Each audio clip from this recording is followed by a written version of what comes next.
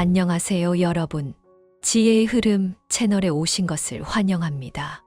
나이가 들면 자식들에 의해 요양원에 보내진 후 인생의 진실을 4가지로 알게 됩니다. 눈물을 흘리며 이 이야기를 다 읽었습니다. 젊을 때 우리는 너무나 많은 아름다운 꿈을 꾸었습니다. 은퇴 후에는 부부가 함께 경치를 보며 천천히 걷고 휠체어에 앉아 이리저리 흔들리며 옛 이야기를 나누고 자식들과 함께 명절을 보내며 집에는 따뜻한 기운이 흐르고 손주들이 자라서 효도할 줄 알게 됩니다. 나이가 들면 정말 한동안은 매일매일 시끌벅적하게 지낼 수 있습니다. 그때 나는 아직 걸을 수 있었고 광장춤을 추고 마작을 하고 아이들을 돌보며 손에 몇 푼의 돈도 있었고 자식들이 걱정할 필요가 없었습니다. 하지만 점점 나이가 들고 오래된 배우자를 떠나보내고 몸이 불편해지거나 장기간 침대에 누워있게 되면 어느 날 요양원에 보내지게 된다면 그때 인생의 진실은 아주 명확해집니다. 첫 번째 진실, 자식을 키워서 노후를 준비하는 것은 조건이 따릅니다. 얼마나 많은 사람들이 열심히 다짐했지만 결국 현실에 의해 좌절되었습니다. 오래 병석에 누워있으면 자식들의 효심을 시험하는 고대의 교훈은 믿지 않을 수 없습니다.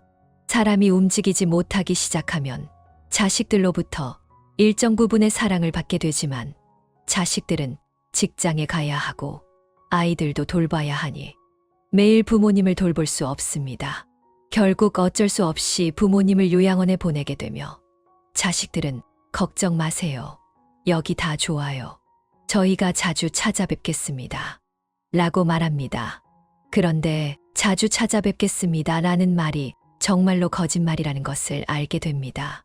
어쩌면 열흘이나 보름은 자식들이 방문하지 않고 문 앞에서 기다리던 마음이 더욱 슬픔을 더하게 됩니다. 자주 오는 것은 다른 사람의 자식들 뿐이고 더 걱정스러운 것은 부모님이 병에 걸렸을 때 아무도 돌봐주지 않고 모든 것을 요양사에게 맡기게 되는 것입니다. 이 대의병원의 의사인 이상우 씨는 한번 조효정이라는 사람의 이야기를 전했는데 한 할머니가 병원에 이틀을 입원한 후 갑자기 10명이 넘는 가족이 왔지만 아무도 보호자를 붙여주거나 원씩 들어가는 보호사 비용을 내지 않으려 했습니다. 결국 한 아버지가 10명의 자식을 잘 키운다고 해도 10명의 자식들이 한 아버지를 잘 돌볼 수 있는 것은 아니었습니다. 자식을 낳고 키우는 동안 자식들의 효도는 자신의 경제적 능력도 중요하고 자식들이 얼마나 마음씨가 좋은지 또한 며느리와 사위의 생각이 얼마나 중요한지도 알게 됩니다. 너무 많은 가정들이 효도할 조건을 갖추지 못하고 있는 것 같습니다. 누구나 각자의 어려움이 있기 때문입니다. 두 번째 진실, 사람이 많을수록 오히려 외로워진다는 것입니다. 요양원에 사람이 많으면 시끌벅적하게 이야기도 할 수 있을 것 같고 산책도 할 수 있을 거라고 생각했지만 사실 요양원에 사는 사람들은 나이가 많아 모두 자기 자신을 돌보기도 바쁩니다. 침대에서 일어나는 것도 다른 사람의 도움이 필요하고 고통스러운 신음소리도 자주 들리며 때로는 요양원에 오고 가는 사람들 중 하나가 죽음에 이르기도 합니다. 그들은 자식에게 돌아가는 것이 아니라 대부분은 땅속에 묻히게 됩니다. 그동안 많은 어르신들과 이야기를 나누었지만 시간이 지나면 그들은 자취를 감추게 되고 남겨진 사람들은 허전함을 느끼게 됩니다. 정신적으로 조금 이상해진 어르신들이 돌아다니고 있지만 그들은 누구에게도 말을 걸지 않습니다. 점차 깨닫게 되었습니다. 진정한 외로움은 혼자 있는 것이 아니라 사람들 속에서 마음을 터놓고 이야기할 수 있는 사람이 없고 따뜻한 얼굴을 볼 수 없을 때 찾아옵니다. 점점 저는 100년 고독에서 나왔던 한 구절에 공감하게 되었습니다. 인생에서 한때 빛났던 모든 것들은 결국 고독으로 보상받아야 한다는 말입니다. 세 번째 진실, 인생은 하나의 과정일 뿐 그 자체로 의미가 없습니다. 인생이란 무엇일까요? 그것은 영원한 기차표를 사서 돌아올 수 없는 기차에 올라타는 것과 같습니다. 그 기차의 끝은 무덤이며 예외는 없습니다. 또한 어떤 사람들은 이에 불복하며 자신이 아직 나이가 들지 않았고 남은 인생을 일어나 더 큰 가치를 만들어야 한다고 생각합니다. 한편의 영화인 요양원 비행에서는 또 다른 인물인 노거라는 노인이 혈연 관계가 없는 자식 집에 사는 이야기가 나옵니다. 그는 아들과의 관계가 좋지 않아 결국 요양원에 들어갔습니다. 요양원에서 그는 노주라는 사람을 만나 함께 활동을 조직하고 여전히 힘을 쓸 수 있는 기회를 얻으며 심지어 모두 함께 대회에 참가하기도 했습니다. 인생이 쇠퇴해가는 동안 한 무리의 노인들이 몰래 요양원을 탈출해 더 큰 인생의 가치를 찾으러 나갑니다. 우리는 그 열정적인 노인들을 보고 열정이 솟구쳤습니다. 하지만 영화는 예술 작품일 뿐 실제 인생은 그렇지 않습니다. 자신을 잘 돌아보면 모든 의식주를 남의 손에 의존하게 되고 더 이상 의미를 논할 여지가 없다는 것을 알게 됩니다. 그저 천천히 종착점으로 향하는 것뿐입니다. 네 번째 진실, 성공한 자식들이 아닌 별로 출세하지 못한 자식들이 은혜를 갚으러 온다는 것입니다. 물론 요양원에 있는 노인들도 누군가가 찾아옵니다. 전혀 방문받지 않는다고 할 수는 없지만 실제로 요양원 근처에 사는 자녀들이 자주 찾아오는 경우가 더 많습니다. 그리고 그런 자녀들 중 대부분은 크게 출세한 경우가 적고 큰 사업을 하지 않으며 그저 작은 행복을 찾습니다. 대민 씨는 여러 형제자매들이 있지만 어머니를 돌보는 것은 오직 대민 씨 한 사람뿐입니다. 대민 씨의 동생은 학문을 통해 명성을 얻었지만 수년 동안 고향에 돌아오지 않았습니다. 고향에 돌아와 어머니에게 인사를 하며 어머니, 왜 이렇게 사이가 멀어졌습니까? 라고 말하는 것을 보고 놀랐습니다.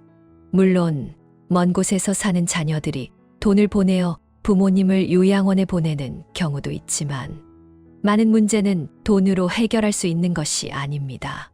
요양원에서 사람들은 병도 앓고 옷도 갈아입어야 하며 영양 보충이 필요합니다. 정신적인 위로는 오직 곁에 있는 자녀만이 할 수 있습니다. 왜 노인들이 이렇게 힘들게 살까요? 그들은 더 이상 부모님의 사랑을 받지 않지만 여전히 자식들을 사랑합니다.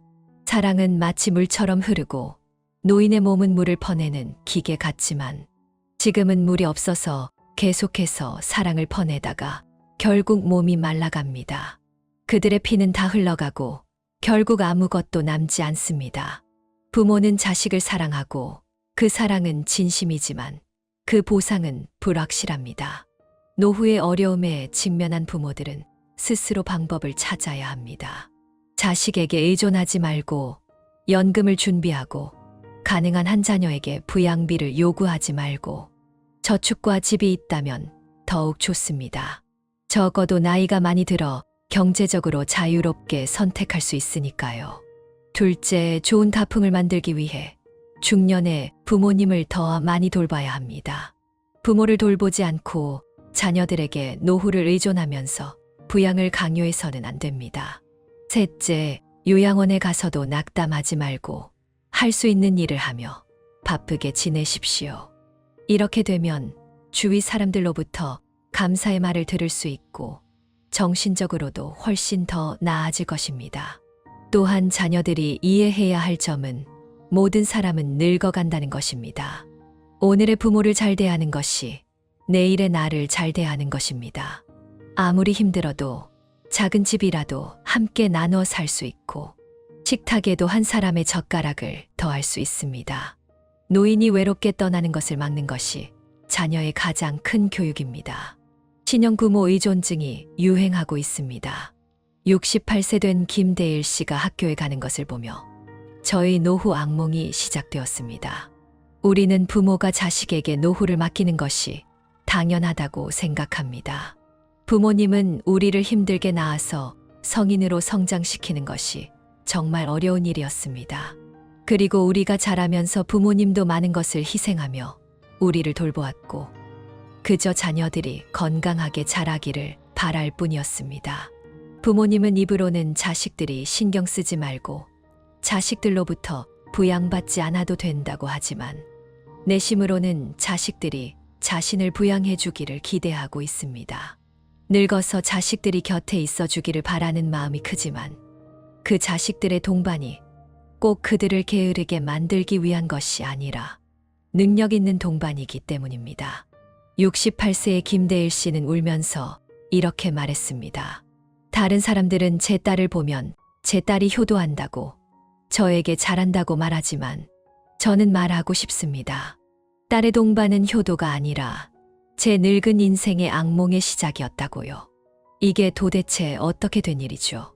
이제 김대일 씨의 이야기를 함께 들어보겠습니다. 저는 올해 68세입니다. 은퇴를 처음 했을 때는 은퇴하고 싶지 않았습니다. 왜냐하면 제 몸이 아직 건강하고 일을 할 때도 힘이 넘친다고 느꼈기 때문입니다. 하지만 회사에서 저희처럼 나이가 든 직원들이 미리 은퇴하라는 명령을 내려 젊은 사람들을 일하게 했습니다. 그래서 이렇게 저희 60대 직원들은 명예로운 은퇴를 하게 되었습니다. 젊었을 때 제 삶은 매우 힘들었습니다. 왜냐하면 제 아내는 건강이 좋지 않았고 저희 집안 형편도 그리 넉넉하지 않았기 때문입니다. 그래서 젊었을 때는 정말 많은 스트레스를 받았고 매일 돈을 버는 것에 대해 고민하며 한시도 쉴 수 없었습니다. 지금 돌이켜보면 그때의 일들이 정말 고통스러웠습니다. 모든 것이 지나고 나서 이제 은퇴한 저는 아내와 함께 집에서 편안하게 지내기로 했습니다. 심심할 때는 텔레비전도 보고 때로는 아내를 데리고 나가 햇볕을 쬐기도 했습니다. 저녁에는 아내에게 밥을 해주고 매일매일 그렇게 보람차게 지냈습니다. 저는 그런 생활을 정말 좋아했습니다. 퇴직 후 일자리가 없는데도 월 65만 원의 연금을 받고 있다. 저희가 예전에 5천만 원 적금이 있었기 때문에 둘 다 일을 안 해도 절약하며 살아도 충분히 괜찮을 거라 생각했습니다. 그러나 결국 제 아내는 저를 떠났습니다. 그 사실을 받아들이는 것이 정말 힘들었습니다. 왜냐하면 저는 매일 아내와 함께 지내는 것에 익숙해져 있었고 비록 아내가 저에게 큰 도움을 줄 수 없었지만 그녀와 함께 이야기를 나누는 것이 정말 행복했기 때문입니다.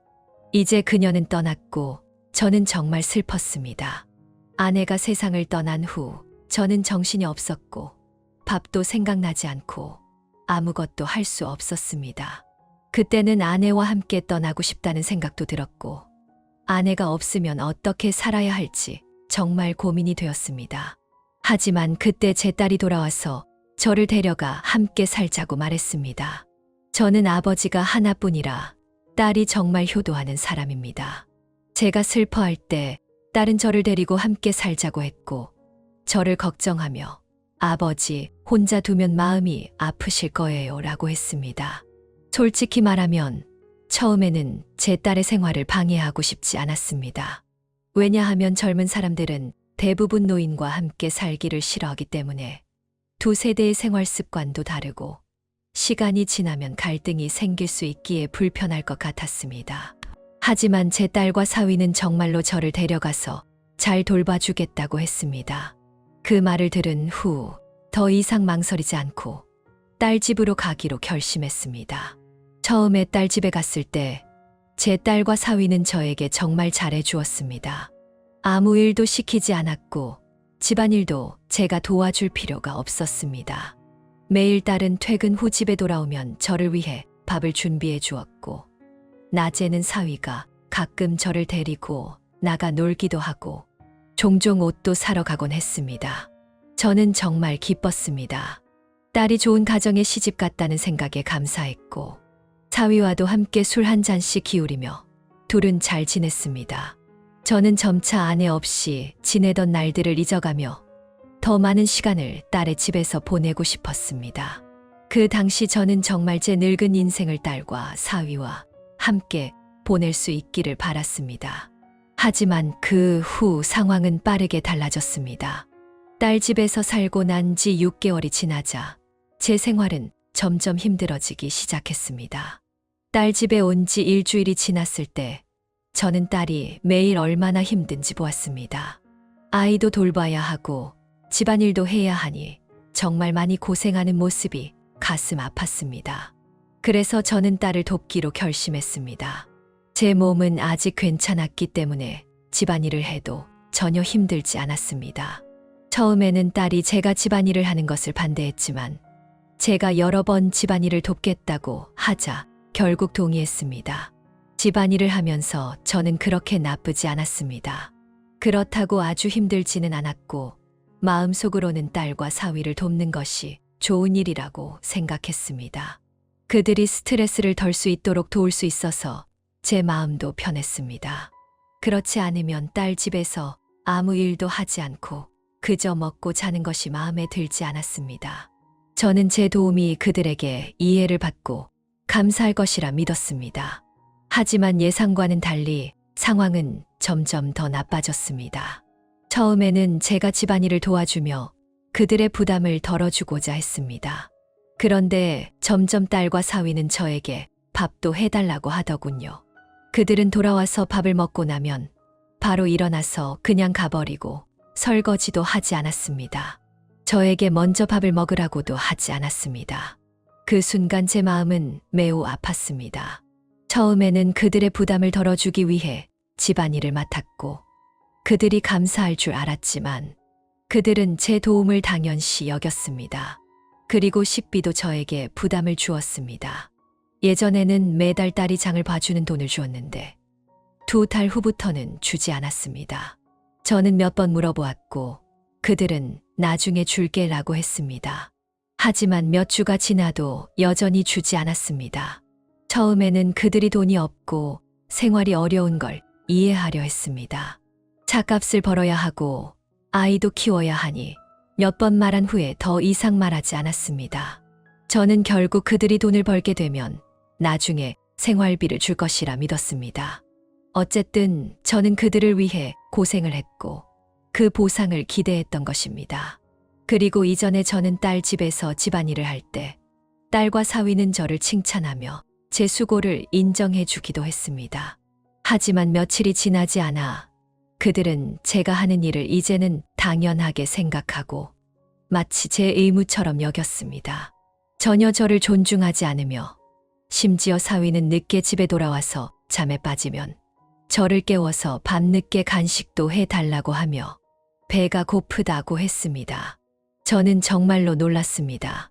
제 사위가 저를 마치 가사도우미처럼 대하고 저에게 밤 간식을 만들어 달라고 요구하다니요. 그가 저를 뭘로 생각한 걸까요? 밤 간식을 만들어 주었을 때 그는 한마디 감사 인사도 하지 않았고 심지어 제가 소금을 조금 많이 넣자 그만큼 넣을 필요가 없다고 하며 좀 쉬어야지라면서 저를 꾸짖었습니다. 그의 명령조의 말투를 들으니 마음이 매우 아팠습니다. 저는 이 일을 딸에게 몇 번 이야기했지만 딸은 제 편을 들어주기는커녕 오히려 저를 나무라며 너무 불평하지 말고 우리 일이 힘든 거 알아야 한다. 간식 하나 만들어주면 뭐가 그렇게 힘들냐? 라고 했습니다. 그 말을 듣고 제 마음은 정말 말로 표현할 수 없는 아픔이었고 그때는 떠나고 싶다는 생각도 들었습니다. 하지만 만약 떠난다면 누가 저를 돌볼까요? 저는 혼자서 외롭게 살기 싫었고 그 장면을 상상하니 너무 두려웠습니다. 그래서 결국 딸 집에서 억지로 살고 있는 것입니다. 시간이 지나면서 저는 점점 더 그들의 가사도우미가 된 느낌을 받았습니다. 비록 제가 그들의 연장자이지만 그들은 저를 전혀 존중하지 않았습니다. 단지 돈을 내고 일도 하며 그들을 돕는 것이 당연하다고 생각했습니다. 저는 연금이 있지만 그들이 이렇게 소비한다면 결국 남는 돈이 없을 거라는 생각이 들었습니다. 딸 집에 오기 전에는 제 연금으로 매달 최소한 3,500위안을 저축할 수 있었습니다. 하지만 딸 집에 와서는 더 이상 저축하지 않았고 제 연금은 매달 그 집에서 소비되고 있었습니다. 집 대출을 갚는데도 돈을 써야 하고 차 할부도 갚아야 했습니다. 아이 학교에 다니는 비용도 제가 지불했습니다. 처음에는 그들이 힘들어하는 걸 알기에 연금에서 일부를 빼서 도와줬습니다. 하지만 그들은 그것을 당연하게 여기고 매달 저에게 그 돈을 요구했습니다. 더 나아가 딸은 저에게 이렇게 말했습니다. 아빠, 지금 우리 집에서 살고 있으니 돈을 쓸 필요 없어. 연금을 가지고 우리 어려운 시기를 극복하자. 나중에 우리가 돈을 벌면 꼭 갚을게. 아빠도 알겠지만 우리가 매달 이렇게 많은 돈을 갚아야 하고 밥도 먹어야 하고 아이 교육비도 있어. 저는 그들에게 속고 있다는 생각이 들었습니다. 그들은 제 모든 돈을 쓰고 있으며 제 손주 학교비와 용돈도 제가 내고 있습니다. 그 손주는 정말 말을 듣지 않고 자주 집을 어지르고 학교에서 자주 선생님에게 혼이 납니다. 집에 오면 물건을 부수고 무엇인가 먹으러 가자고 하면 제가 사주지 않으면 바닥에 엎드려서 울기까지 합니다. 그런데 딸과 사위는 그 장면을 보면 제가 아이에게 먹을 것을 주지 않는다고, 아이에게 뭐 그렇게 까다롭게 구냐? 라고 비난합니다. 그 시간에 그냥 사탕 하나 사주면 아이가 그만 울 거야. 저는 그들의 교육 방식을 정말 이해할 수 없었습니다. 아이에게 원하는 것이 있으면 다 들어주고 자립심은 전혀 길러주지 않습니다. 게다가 성격도 매우 고집스럽습니다. 딸은 저에게 손주의 성격을 고치라고 말했지만 제가 손주를 교육하려고 하자 그들은 또 끼어들었습니다. 저는 이제 무엇을 해도 잘못한 것 같고 말을 해도 숨을 쉬어도 잘못하는 것 같았습니다. 그들이 불만을 가지면 저를 화풀이 대상으로 삼습니다. 저는 이미 제 자신을 보이지 않는 사람처럼 여기며 살려고 했지만 그들은 여전히 저라는 노인을 끌어내어 비난했습니다. 하지만 집에 친척이 오거나 외부 사람들과 만날 때 그들은 저에게 정말 잘해줍니다. 다른 사람들에게는 그들이 효도한다고, 저에게 잘한다고 말하며 집에서는 아무 일도 하지 않고 그냥 앉아서 TV를 보고 밥만 기다리면 된다고 말합니다. 그들이 이런 이야기를 할 때마다 저는 아무 말도 하지 않습니다. 왜냐하면 제가 이 말을 한다고 해서 그들의 태도가 바뀔까요? 만약 바뀌지 않는다면 그냥 말하지 않는 게 낫겠다고 생각합니다. 처음에는 제 딸과 사위가 저희 노후를 편안하게 보낼 최고의 장소가 될 것이라고 생각했습니다. 저는 그들과 함께 행복하게 살 거라고 믿었죠. 하지만 시간이 지나면서 그들이 얼마나 부모를 기만하고 단지 부모 의존형이라는 것을 깨달았습니다. 딸과 사위의 동반은 효도가 아니라 오히려 제 늙은 인생의 악몽의 시작이었습니다. 저는 지금 너무 힘들고 고통스러운 삶을 살고 있으며 정말 후회하고 있습니다. 만약 제가 처음에 딸 집에 오지 않았다면 제 인생이 이렇게 어려워지지는 않았을 것입니다. 그들이 제게 불만을 품고 나서 저는 이제 그들의 집을 떠나기로 결심했습니다. 그리고 이제 저는 그들이 제게 부양을 해줄 것이라고 기대하지 않습니다. 늙어가면서 어떤 삶을 살게 될지 아직 예측할 수는 없지만 저는 제 연금이 있다는 것을 알고 있습니다. 만약 제가 스스로를 돌볼 수 없는 상태에 이른다면 저는 간호사를 고용해서 조용히 노후를 보내려고 합니다. 자식들은 부모가 행복한 삶을 살 수 있도록 도와야지 부모를 의지하며 살아서는 안 됩니다. 이렇게 부모의 모든 돈을 다 쓰고 자식들은 정말 도덕적이지 않습니다. 이렇게 자식들에게 양육비를 다 쓰고 나서 그들이 좋은 결과를 얻을 수는 없습니다. 부모는 자식들에게 지나치게 관대하지 말아야 합니다. 자식들이 결혼을 하면 그들의 미래는 그들의 책임입니다. 부모는 자식들을 도와주고 싶지만 모든 것을 다 줘서는 안 됩니다. 적당한 선에서 도와야지. 너무 과도하게 도와주면 자식들이 나중에 오히려 잘못된 습관을 가지게 됩니다. 인생에서 정말 불쌍한 노인들이 있습니다.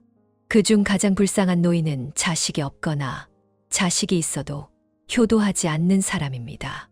현실에서 자식이 없는 노인들은 정말 불쌍합니다.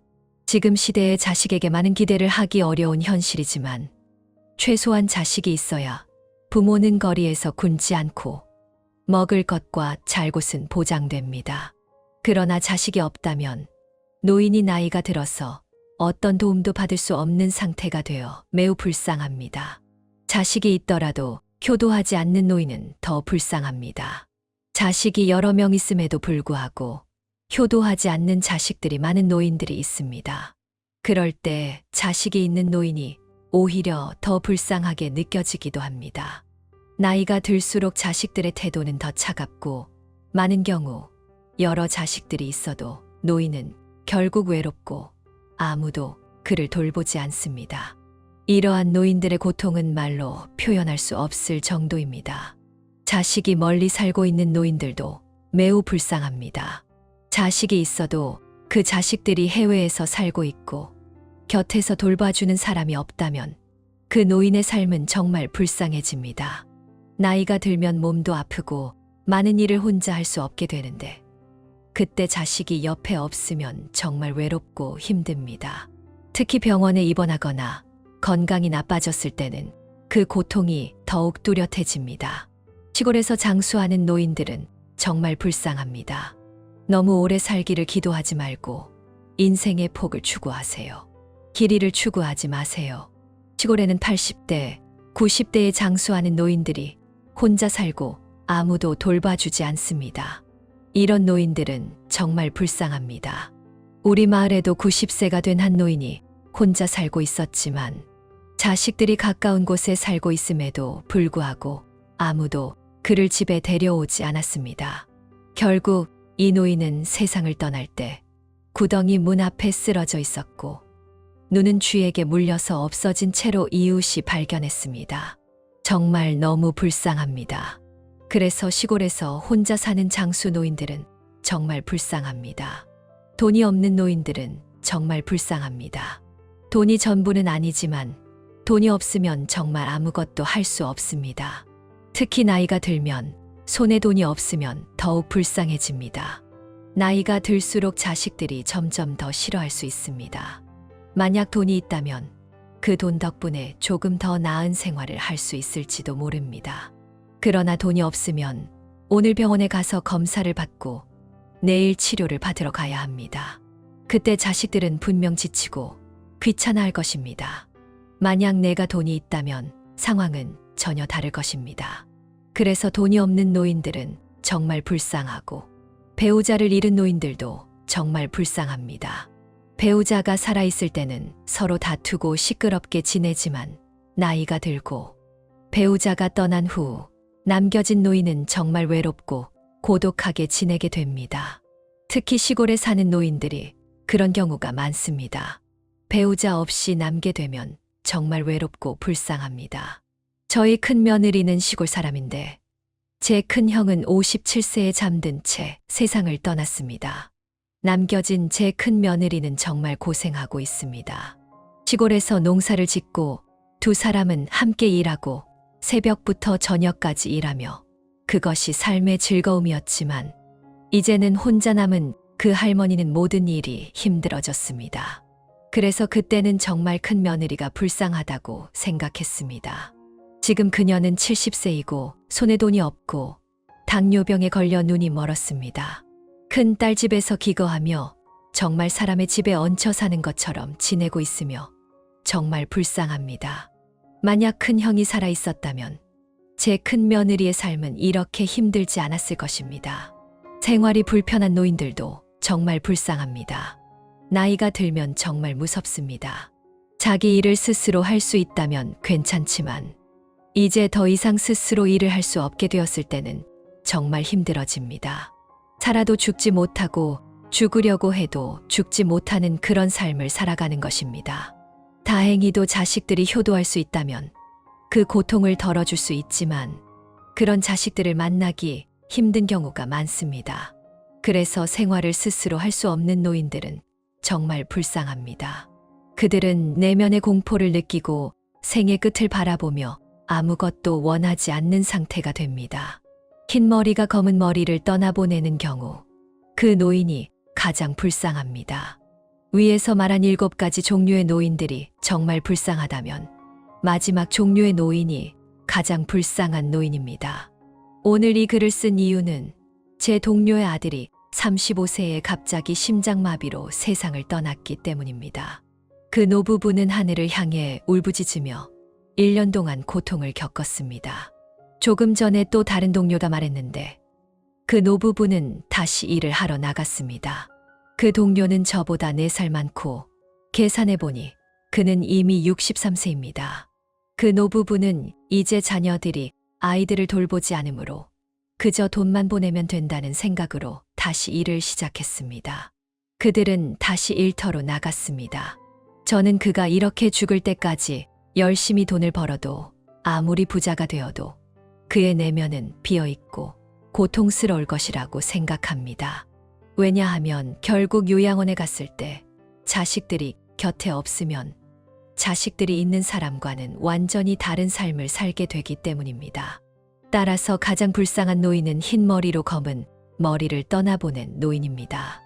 인생은 그리 쉽지 않으며 노인이든 모두가 불쌍합니다. 하지만 누구나 노화를 피할 수는 없고 자연스러운 일입니다. 인생은 계속되어야 하고 우리가 함께 성장할 수 있기를 바랍니다. 이 글을 읽어주셔서 감사하고 아직 구독하지 않으신 분들은 구독 버튼을 눌러주세요. 우리는 매일 함께 성장할 수 있습니다. 다음에 또 만나요.